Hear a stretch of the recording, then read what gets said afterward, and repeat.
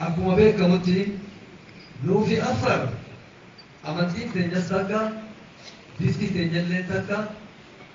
aadaan teenyallee takka wama maraanuu wal fokkaan akkuma reefu ibsan kanatti kabajaan uummanni afar qabuu fi kabajaan oromoon ilma namaati qabdu takka obsi afar qabuu fi obsi oromoon qabus takka waan nama jaallatu keessaan afar nuti nuufi afar jechuudha ani aanaa gumbii hordofteeti daangaa tokko boolii jedha jechuudha ammaan turellee nuufi afar jechuudha wanni irratti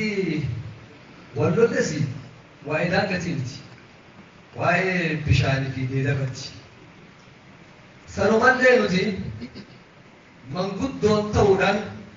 manguddoo oromoo keessaafillee afar keessaafillee ummata kana walitti araasuudhaaf leenni nuti hin jiru ooloo fi gadoo nuti hin jirtu gunni nuti seenni jirtu yeroo oromoo fi afar walitti araarsu waan nama gaddisiisu keessaa tokko hanin osoo hin tuyne bira hin bunne haga ilaa ammaa mataa keessaa kanan banne waan takka ummanni afar fi oromoo jechuudha duraanis mootummaa irratti akkuma nama jaharatti wallallee akkaataan garatti sun hin dhabne bishaanii fi kitaabuma jaharatti kanallee duuba nuti manguddoon ta'uudhaan isaanirraa kanarraa fiddee akkuma beekamutti wanni tumuu barbaadu osoo kanatti seenne duratti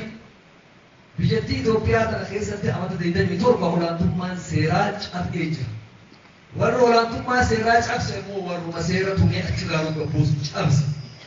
Olaantummaan seeraa akka hin jirree fi biyya kana keessa gartanii seerri akka hin jirre hubanneet nuufi afar